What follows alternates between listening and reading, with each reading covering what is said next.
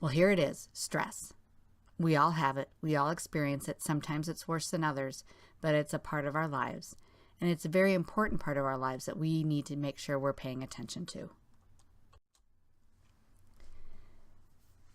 So this scripture really speaks to stress in ways that are actually quite profound as we begin to look at the research. It says, "Finally, brothers and sisters, whatever is true, whatever is noble, whatever is right, whatever is pure, whatever is lovely, whatever is admirable, if anything is excellent or praiseworthy, think about such things." There is so much wisdom in this simple verse that, it sounds nice that yes, we should think about good things, but now research is telling us that we need to think about good things. And there are very specific things happening in our bodies that tell us why this scripture matters so much. And so I kind of get a little excited when scripture and science come together so perfectly as it does with this.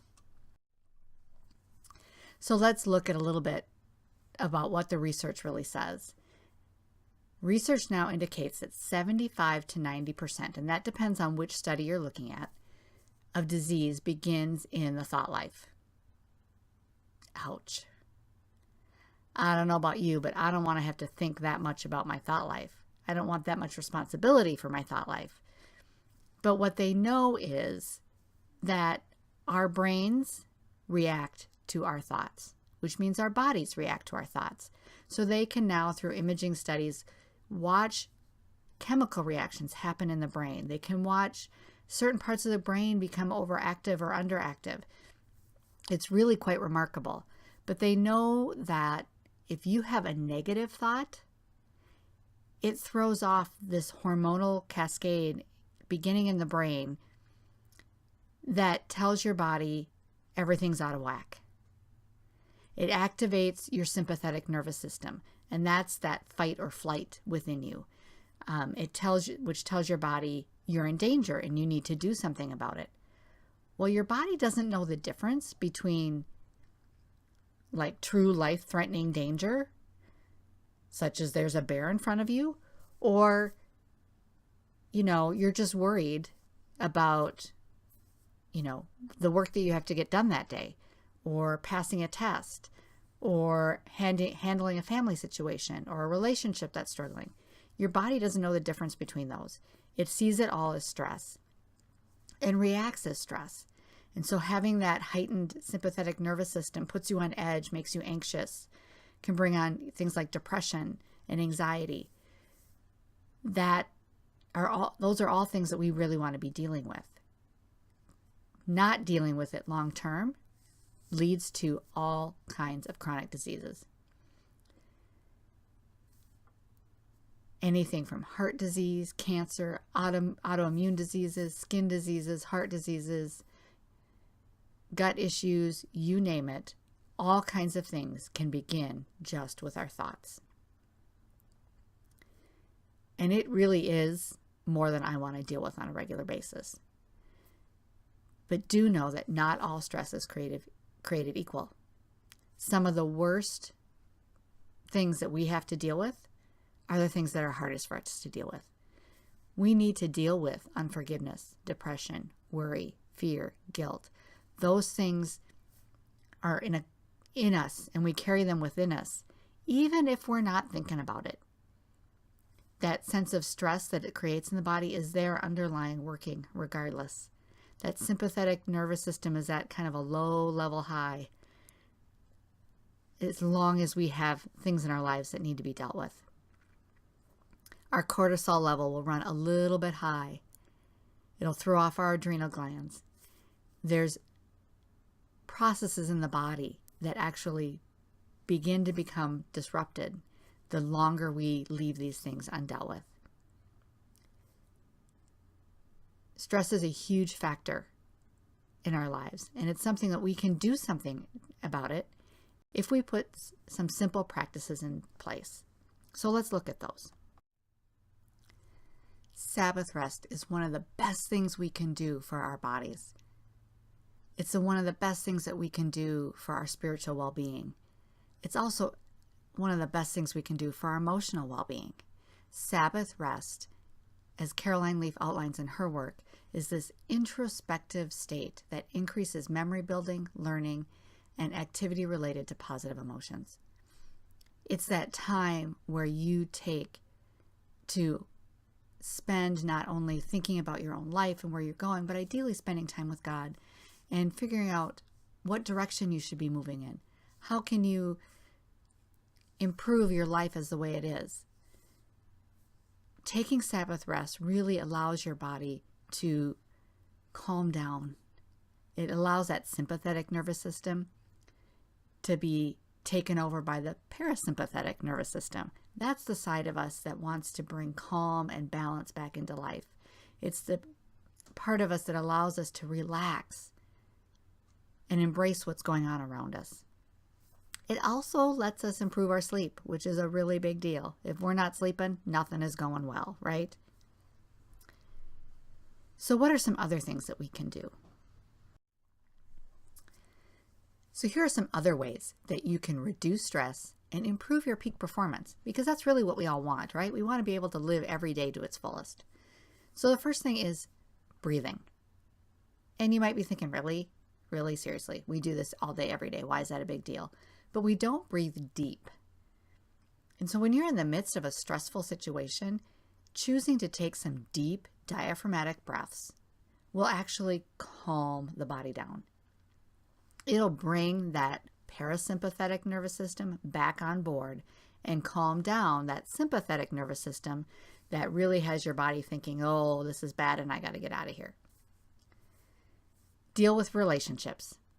Nobody likes to do it. It's not fun. I get that. I don't like doing it either, but I guarantee you every time I do, I feel better after. Have those conversations that are difficult. Reach out to the places that you are carrying unforgiveness. Look at those deep hurts in your heart and how can you process them so that you can have positive relationships in your life. It will change your heart. It will change the way you approach every day. It is so worth it. It's some of the best work I've ever done. Choose joy. Yes, it's a choice. And no, it's not the same as happiness. Happiness is fleeting. It comes and goes. It's not something that's with you on a sustained, regular basis. Joy is something that is deep. It is abiding. It endures. For those of us that come from that Christian perspective, we know that the source of that joy is God, and that trust that Christ is always with us, and that there is a purpose and a plan in our lives, and that allows us to keep that deep sense of abiding and knowing every day has a purpose and a plan that's worth embracing and seeing the best of. And so joy is something we choose, even in the darkest moments. It's not easy, but it makes a huge difference in our outlook on life and our overall health. Hugs. I love hugs. It's one of my favorite things. Drives my kids crazy, and as they're getting older, I'm getting less and less of them, which is a concern because hugs, yep, it's true. We need 12 a day to grow. So how do they know this? Well, it all started with research in an orphanage where they looked at babies that were never held and touched, and they couldn't figure out why they were dying. Yes, dying. And this was done a number of decades ago, but it started this whole understanding that babies needed to be held and rocked, that they need that contact with a caring caregiver. And that would make the difference as to whether or not they would thrive. Well, that doesn't change as we age. We need that our entire lives. We need 4 hugs a day for survival,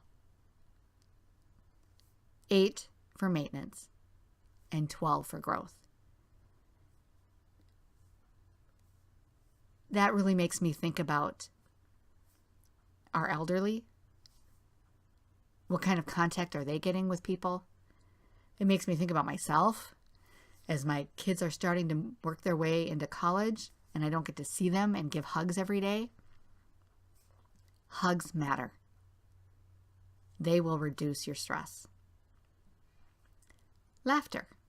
This is so awesome that God gave us something that just brings lightness and joy to our hearts, that we can just laugh at life and laugh at what's going on around us, laugh what's happening, as a way to reduce stress.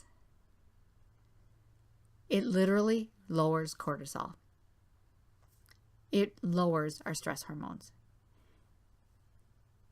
And you know how good you feel when you're laughing. But here's the sad thing.